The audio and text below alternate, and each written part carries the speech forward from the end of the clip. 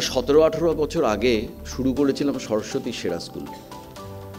তো সেই যাত্রাপথে যেতে যেতে বেশ কয়েক বছর ধরে আমরা খুব অনুধাবন করলাম কয়েকটা বিষয়, যে অসামান্য প্রতিভা, তাদের মেধা, তাদের শিল্পকর্ম, তাদের চিন্তাভাবনা সত্যি আমাদের খুব ভাবিয়েছে।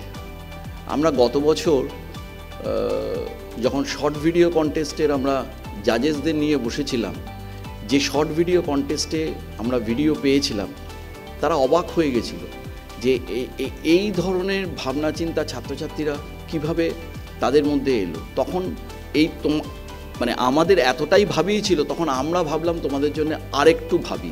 এই যারা এসে বলবেন কথাগুলো, যদি তোমাদের কোথাও মন ছুঁয়ে যায়, তাহলে কিন্তু সেটা সহজ পাঠের সার্থকতা। আমরা ভবিষ্যতে আরও অনেক কিছু ভাববো। এটা ওয়ান ওয়ে ট্রাফিক না, টু ওয়ে হবে। তোমরা কিন্তু তোমাদের যে প্রশ্নগুলো আছে তাদের কাছে রাখবে, ঠিক আছে? তারা তার উত্তর দেবে। আমাদের যেভাবে সাজানো হয়েছে সেটা আশা করি তোমাদের খুব ভালো লাগবে। আমরা গত বছর এই যে সরস্বতী সেরা স্কুলের একটা এক্সটেনশন করেছিলাম, আমরা খুদে সাংবাদিক বলে একটা প্রোগ্রাম করি এবং একটা শর্ট ভিডিও কন্টেস্ট করি, এবং তাতে আমরা অভূতপূর্ব সাড়া পাই। তাতে আমাদের কাছে একটা দিকে চোখ খুলে দিয়েছিল যে এই সব ছাত্রছাত্রীদের মধ্যেও একটা প্রচণ্ডভাবে একটা সৃজনশীলতার একটা জায়গা আছে, তাদের একটা প্রচণ্ড ক্রিয়েটিভ একটা অ্যাঙ্গেল আছে। সেই থেকেই আমাদের মধ্যে আলোচনা হয় যে যদি আমরা এটাকে আরেকটু বড়োভাবে করতে পারি, একটা ওয়ার্কশপে নিয়ে যেতে পারি, যেখানে আমরা নানা ফিল্ডের আমরা বিদ্বজনেদের আনবো আজকে আপনাদের সামনে, যারা এই স্টুডেন্টদের ক্রিয়েটিভ এক্সেলেন্সটাকে আরও ফুটিয়ে তুলতে পারে। যার যেদিকে ইন্টারেস্ট সেটাকে সেই দিকে চ্যানেলাইজ করাই আমাদের এই আজকের এই সহজ পাঠ অনুষ্ঠানের একটি দিক। এটা পৃথিবীর প্রথম দিকের অবস্থা, তখন খুব গরম ছিল, সব কিছু উত্তপ্ত। তখন এসে ধাক্কা লেগেছিল এবং পৃথিবীর বাইরের অংশ থেকে, বাইরের জায়গা থেকে কিছু একটা অংশ ছিটকে পড়েছিল। তুমি ওর পিঠটা দেখতে পাচ্ছ? ঠিক আছে, ঘোরো, ওই দিকেই মুখ করে, কিন্তু তুমি কিন্তু নিজের চারদিকে ঘুরছো না। হ্যাঁ, এদিকে এসো। এবার দাও, এবার তুমি দেখো ওর কোন দিকটা দেখতে পাচ্ছ তুমি? ও সামনের দিকটা দেখতে পাচ্ছ। তাহলে চাঁদ যদি নিজের চারদিকে না ঘুরতো, আমরা চাঁদের সবগুলো দিকে আমি দেখতে পেতাম। নিশ্চয়ই জানো চন্দ্রযান 3 গেছে কিন্তু সাউথ পোলের কাছে, দক্ষিণ মেরুর কাছে। সেটা কেন? বরফ পাওয়ার একটা আশা গেছে। এখন কেন চাঁদে বরফ, সেটা জেনে কী লাভ? অনেকেই চেষ্টা করছে চাঁদকে স্টেশন বানিয়ে, স্পেস স্টেশন বানিয়ে ভবিষ্যতে হয়তো আমরা মঙ্গলে যাব, শুক্রে যাব, কিন্তু চাঁদে যদি স্টেশন বানাতে হয় একটা জল ছাড়া আমরা পারবো না, জল চাই। আমার কোয়েশ্চেনটা হচ্ছে, চাঁদে যে আমরা আইস পাচ্ছি, এবার চাঁদে অক্সিজেন নিশ্চয়ই আছে, নইলে বরফ নিশ্চয়ই জমতে পারবে না। তো চাঁদে কি কখনো মানে পৃথিবীর মতো এনভায়রনমেন্ট কি হবে? এইগুলো কিন্তু ওই উল্কাপিণ্ড ধূমকেতু হয়ে এসছে, বয়ে এসছে। ওকে, ওখানে অক্সিজেন নেই, ওখানে অ্যাটমসফিয়ার বলে কিছু নেই, কিন্তু অ্যাটমসফিয়ার শুধু কয়েক সেন্টিমিটার। সেই শুটিং স্টার বা তারা খসা ব্যাপারটা আমরা জানি, তো সেই তারা যে খসে পড়ে সেই ব্যাপারটা কিভাবে হয়? তারা আসলে খসে না, ওটা আমরা বলি তারা খসা, ওটা আসলে গ্রহাণু এসে পড়ছে। গ্রহাণু মানে জানো তো, মানে মঙ্গল আর বৃহস্পতির মাঝখানে এই অঞ্চলটাতে অনেকগুলো গ্রহাণু, ছোট ছোট টুকরো আছে, সেগুলো কখনো এসে পড়ে। হ্যাঁ, আর উল্কা বৃষ্টি কিভাবে হয়? হ্যাঁ, কি উল্কা বৃষ্টি? ওইগুলোই উল্কা বৃষ্টি।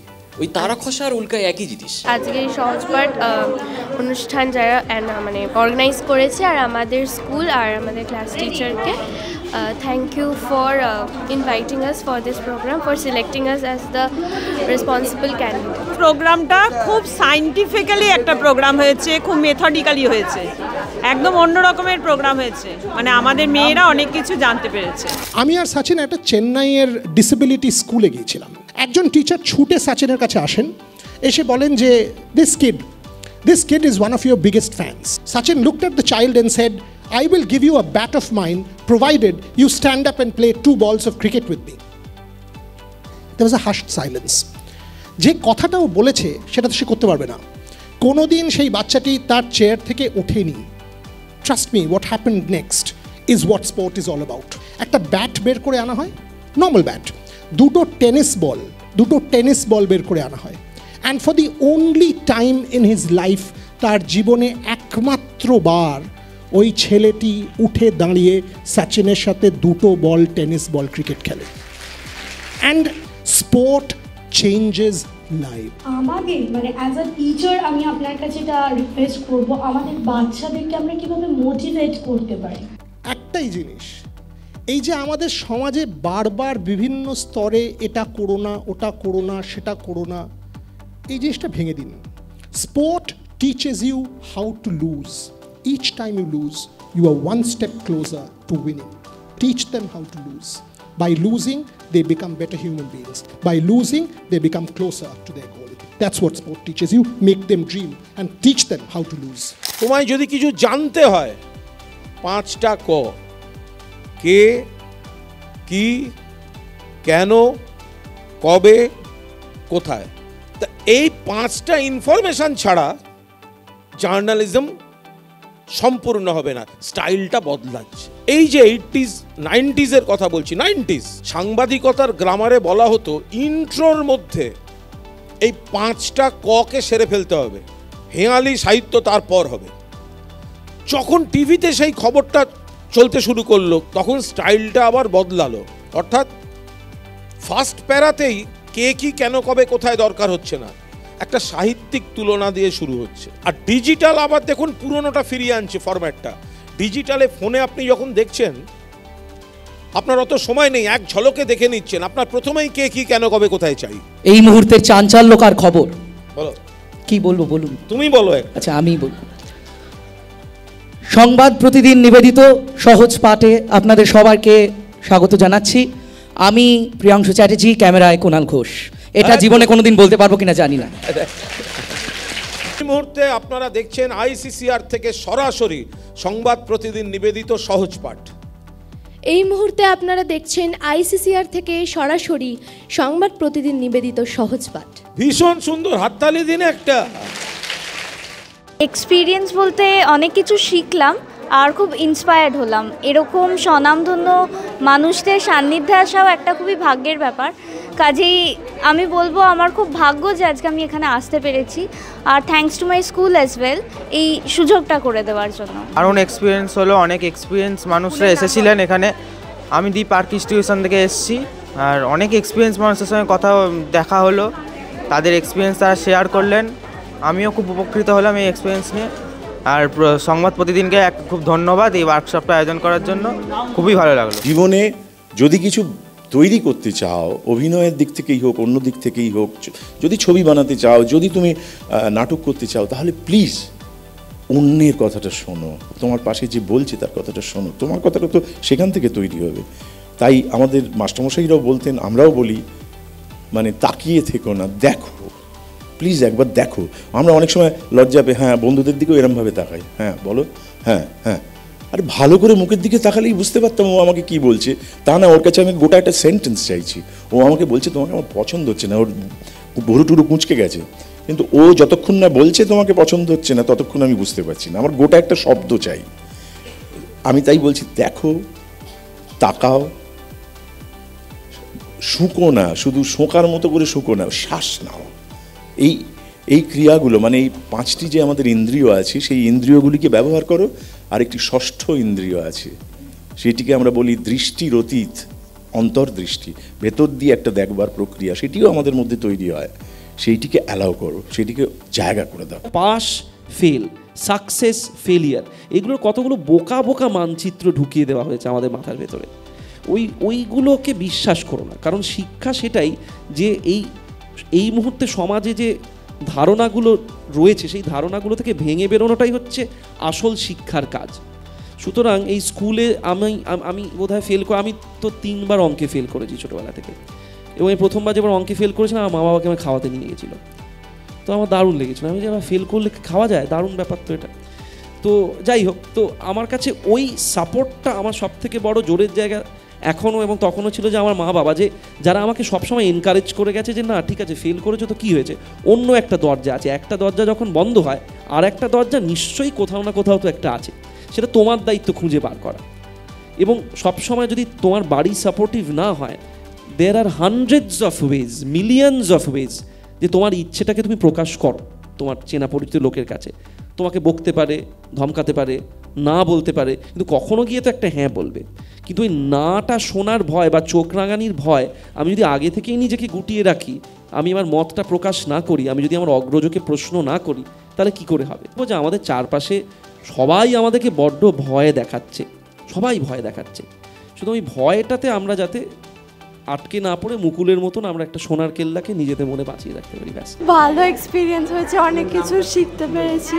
এই যে বিভিন্ন বিশিষ্ট ব্যক্তির এত মহামূল্য কথাবার্তা, বিভিন্ন রকম জ্ঞান অর্জন করতে পেরেছি, এটাই খুব ভালো লাগছে। মানে পড়াশোনা ছাড়াও আরও অন্যান্য দিকে নিজের জীবনে প্রতিষ্ঠিত হয়েছেন, তাদেরকে বাচ্চারা সামনাসামনি দেখলো এবং তাদের বক্তব্যগুলো শুনে তাদের যে আনসাকসেসফুল হওয়া বারবার, সেটা তারপরেও তারা ছেড়ে না দিয়ে সেই নিজের ভালো লাগাটা, ভালোবাসার জায়গাটাকে ধরে রেখে প্রতিষ্ঠিত হওয়া, সেটা বাচ্চারা শুনেছে। অবশ্যই তারা মোবাইল ছেড়ে বা ল্যাপটপ কম্পিউটার ছেড়ে একটু নিজের মনের কথা ভাববে এবং একটু ক্রিয়েটিভিটি বাড়ানোর চেষ্টা করবে।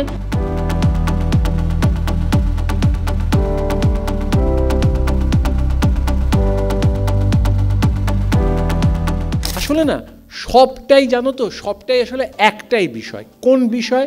যে আমার মনটা খোলা হলো কিনা। লেখার যেন কি করে আছে এরকম কোনো ব্যাকরণ নেই, বাজনা কি করে হবে, গলায় সুর থাকতে হবে, কিন্তু ভালোবাসতে হবে তাকে। এই ভালোবাসাটার না, সাংবাদিকতার ভালোবাসা সবটাই একটা মানে এটার মন থেকে তৈরি হয়। আজকে আমি এরকম একটা প্রতিদিনের অনুষ্ঠানে এলাম, এত ছেলে মেয়ে এত সুন্দর সুন্দর দেখলাম, হই হই করে সব অন্য কথা বলছেন, অন্য কথা শুনছি সবাই মিলে। আমি এটা লিখবো, বাড়িতে বসে আমি নিজেই লিখবো যে আমি কি দেখে এলাম। লিখবে, তোমার মন যা চাইবে। আর যদি এগুলো বাদ দিয়ে শুধু পড়াশুনো করি, সিলেবাসের পড়াশুনো শুধু যদি করি, সেই সিলেবাসটা দেখবে থানিটের মতো মাথার মধ্যে ঢুকবে। কেউ যদি ইউটিউবার হতে চাও, ডাক্তারি পাশ করার পরেও ইউটিউব চ্যানেলটা চালু করো, তাতে অন্তত তুমি কিছু সমাজে ভ্যালু অ্যাড করতে পারবে। তো যখন আমি সেলফি ক্যামেরাটা অন করে বসি জানলার গায়ে রেখে, তখন আমার ট্রাইপড কিছু নেই। আমি নিজেকে দেখে চমকে উঠেছি, মানে নিজেকে দেখে আমার ক্রাশের সাথে দেখা করতে এসেছি, এত লজ্জা লাগছে। তার মানেটা কি? আমার নিজের দিকে তাকাতে লজ্জা করছে কেন? ঘরে তো আর কেউ নেই, আমি যে হাত পা নেড়ে কথা বলবো, আমার তো লজ্জা পাওয়ার কিছু নেই। ছোটো থেকে শুনে এসেছি তোর কিছু হবে না, আমি তখনও ভয় পাচ্ছি, ও তাহলে তো আমি এটাও পারবো না, I am not good enough. কিন্তু যখন আমি করতে লাগলাম, ওই কমেন্টে অজানা মানুষগুলো, যাদের আমি কোনো দিন দেখিনি, যারা দূর থেকে আমার কেউ হয় না, বন্ধু নয়, শত্রু নয়, আত্মীয় পরিজন তো নয়, কেউ না, তারা বাহবা দিচ্ছে, তখন মনে হলো আরে তাহলে তো আমি পারি। আরও 5টা করলাম। This is what happens when you get encouragement। এটার খুব অভাব। তোমাদেরকে আমি বলবো একটাই কথা, আমি খুব জ্ঞানীগুণী তো কেউ নই, কিন্তু যেটুকু জীবন দিয়ে শিখেছি সেটুকু বলতে পারি, নিজে যা পারো তাই করো। বাড়ি থেকে হয়তো কেউ চাপ দিতেই পারেন, বাবা মায়ের আশা আকাঙ্ক্ষা তো থাকে, হয়তো বলতে পারে ডাক্তার হ, ইঞ্জিনিয়ার হ, বা অন্য কিছু হ যেটাতে সামাজিক প্রতিপত্তি থাকে, অর্থনৈতিক সচ্ছলতা থাকে, সেটা চাওয়া কোনো অন্যায় নয়। কিন্তু তার সাথে সাথে নিজের এই ভালো লাগার দিকগুলোকে অবশ্যই নার্চার করো, সহজবোধ্য থেকো এবং সকলের জন্য থেকো। আর হ্যাঁ, কখনো ফেল করলে বাড়ি থেকে হ্যাঁ অবশ্যই বুক ঠুকে বলো না আমি ফেল করেছি, বিরাট কিছু করিনি, এটা ভেবো না, বাট চেষ্টা করো ওই ফেলিয়ারটাকে নিজের পরবর্তী সাফল্যের স্টেপ হিসেবে ভাবার জন্য। বাচ্চাদের না একটু ছেড়ে দিতে হবে, আর এইটুকু কাগজের মধ্যে সীমাবদ্ধ না থেকে বা ক্যানভাসে সীমাবদ্ধ না থেকে অনেক কিছু দেখার আছে। তো জানলাটাই তো বন্ধ করে দিচ্ছেন, দরজা তো অনেক দূরের কথা। ছবি দেখতে গেলে পরে না, আমি বলি প্রথমে না চোখ দিয়ে পারসিভ করতে হয়, তারপরে ভেতরে নিতে হয়। দুম করে অত বিজ্ঞান, অত জ্যামিতি, ছবির ফিলোসফি এসব দেখার দরকার নেই, ওটা তো পরে হবে। এখন যারা স্কুল লেভেলে রয়েছে তারা মন দিয়ে দেখো আর জানার চেষ্টা করো আমি কেন কী জন্যে আঁকবো।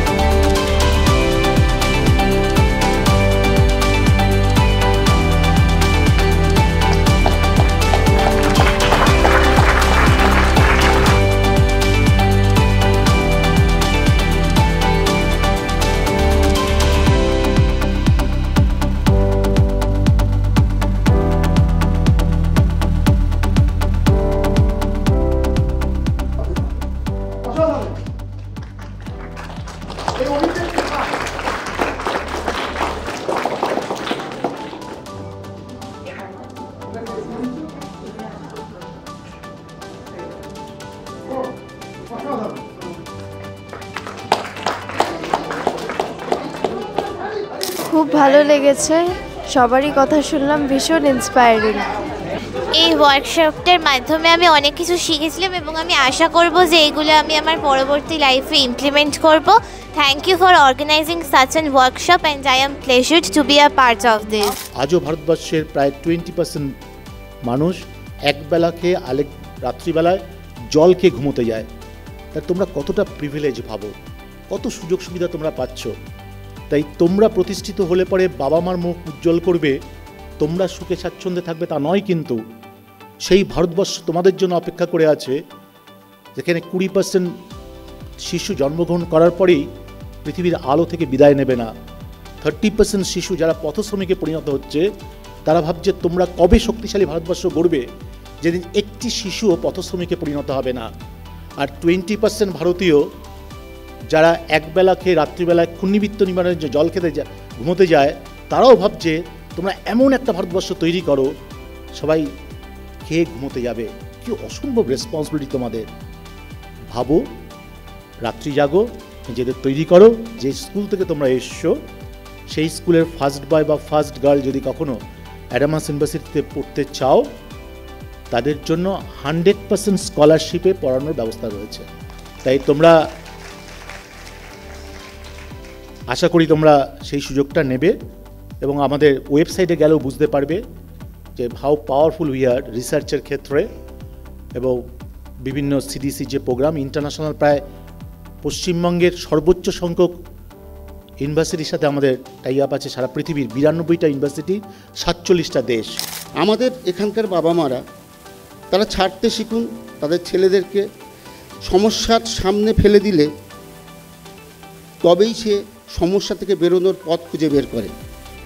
এবং এই ব্যাপারটা যদি আমরা এই অনুশীলনটা যদি আমরা করাতে পারি তাদেরকে দিয়ে তবেই কিন্তু তারা এগিয়ে যাবে। তারা ভবিষ্যতে কোনো সমস্যায় পড়বে না, বা কোনো সমস্যা তো মানুষের জীবনে থাকবেই, সমস্যা থেকে ওভারকাম করতে পারবে এবং সমস্যায় পড়ে তারা অন্য কিছু বাজে সিদ্ধান্ত নেবে না। আমি এবছর কয়েক বছর ধরে রক ক্লাইম্বিং স্টার্ট করেছি। আপনার কি মনে হয় সবচেয়ে কঠিন পার্ট আপনার কোনটা লেগেছে রক ক্লাইম্বিংয়ে? মাধ্যাকর্ষণের টানে বিপরীতে আমি উঠছি, সব সময় কঠিন। তখনও কঠিন লাগতো, এখনও কঠিন লাগে। এখনও আমি হাঁটলে হাঁপাই, তুমি হাঁটলেও হাঁপাবে, যে কেউ হাঁটলে হাঁপাবে। ওই কষ্টটা আমি নিই, কারণ ওই কষ্টটা নিতে আমি ভালোবাসি। ওই কষ্টের পরে যখন আমি ওই জিনিসগুলো দেখি তখন আমার খুব ভালো লাগে, সুতরাং ওই কষ্টটা আমি নিয়ে ফেলি। আর তোমার যেটা কঠিন লাগছে সেটার পেছনে পড়ে যাবে, তাহলেই হয়ে যাবে। বিশিষ্ট ব্যক্তি আমাদের নিজেদের জীবনে কীভাবে সাকসেস পেয়েছেন সেটি শেয়ার করেন আমাদের সাথে তাদের জার্নি, এবং তারা যেভাবে নিজেদের লাইফে স্ট্রাগল করে বা সব কিছু করে আজকে হয়তো পুরোপুরিও সাকসেস পাননি, তারাও আজকে শিখছেন। সেভাবে আমরাও তাদের দ্বারা উদ্বুদ্ধ হয়ে আমরাও নিজেদের জীবনে আস্তে আস্তে করে এগিয়ে সব কিছু শিখে প্রশ্ন করে, বড়দের প্রশ্ন করে নিজেদের যে স্বপ্নটাকে দেখে সেই স্বপ্নের পথে যাতে এগিয়ে যেতে পারি। আমি পুষ্পস্তবক দিয়ে শুভেচ্ছা জানাবার জন্য অনুরোধ করব অরিশ বায়ো ন্যাচারালের তরফ থেকে। আমাদের সঙ্গে রয়েছেন অনুপমা ত্রিপাঠী এবং অরিশ ত্রিপাঠী।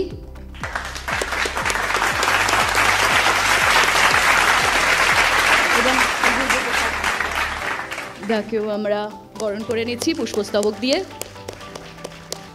অনেক ধন্যবাদ। তোমাদের সবার আগে আমি একটা কথা বলবো, তোমরা একটু দায়িত্ব নিতে শেখো। বাবা মা শুধু তোমাদের দায়িত্ব নেবে না, তোমরাও দায়িত্ব নেবে। তোমাদের মন অপূর্ব, অনবদ্য। আমি জানি তোমরা আমার ছেলে মেয়ে, তোমরা একই রকম ভাবে ভাবো। আমি যা ভাবছি এই মুহূর্তে মাথার মধ্যে তোমরা আমাকে উজ্জীবিত করতে পারো, বাঁচাতে পারো তোমরা আমাকে। তোমাদের একটা কথা বলবো, যেই কাজটা করছো না সেটা কঠিনভাবে, খুব সহজে কিছু পেয়ে যাবে না, কিচ্ছু পাওয়া যায় না। আমি কিচ্ছু পাইনি, আমি এখনো কিছু পাইনি, এবং কিছু পাওয়ার জন্য চেষ্টা করছি তা নয়। শুধু আমি বলছি যেটা আমি, যে স্বপ্নটা আমি দেখছি সেই স্বপ্নটা স্বপ্ন স্বপ্ন স্বপ্ন স্বপ্ন স্বপ্ন স্বপ্ন স্বপ্ন দেখো, সেই স্বপ্নটাকে চেস করতে হবে। স্বপ্ন দেখলেই হবে না, স্বপ্নটাকে তাড়া করো, তাড়া করো, তাড়া করো। তোমাদের গান, তোমাদের ছবি আঁকা, তোমাদের সাহিত্য, তোমাদের গল্প, তোমাদের লেখা, তোমাদের মন, আমি তোমাদের মনের মধ্যে বলতে পারি যে তোমাদের মনের ভেতর কত কিছু হয়। আমি আজকে ফুরিয়ে যাব একদিন, কিন্তু তোমার মন আমাকে নিয়ে উড়ে যাবে। 1914-তে ফার্স্ট ওয়ার্ল্ড ওয়ার হয়েছে, ভীষণ ডিপ্রেশন, মন খুব খারাপ। তার মধ্য থেকে রবীন্দ্রনাথ 1914 শেষে বা 15-তে উনি একটা গান তৈরি করলেন, সেই গানটা আমরা সবাই জানি, গাইবো একসঙ্গে। উনি বললেন, এই দেখো এই অন্ধকারের মধ্যে বাঁচবো কি করে, আলো চাই, আলো আলো আলো আলো আলো আলো আলো, আগুনের মধ্য থেকে আলো দেখবো আমি, আগুনের ধোঁয়া দেখবো না, অন্ধকার দেখবো না, আমি আগুনকে ছুঁতে চাই। কি গাইলেন তাহলে তিনি? আগুনের পরশমণি ছোঁয়া এ জীবন পূর্ণ, সবাই জোরে গাও, এ জীবন পূর্ণ করো, এ জীবন পূর্ণ করো, এ জীবন পূর্ণ করো দহন প্রাণে, আগুনের পরশমণি ছোঁয়াও প্রাণে। আমি মিউজিক করবো, দা রা রা রা রা রা রা রা রা রা রা রা রা রা। আমারে দেহ খানি তুলে ধরো, তোমার ওই দেবালয়ে প্রদীপ করো।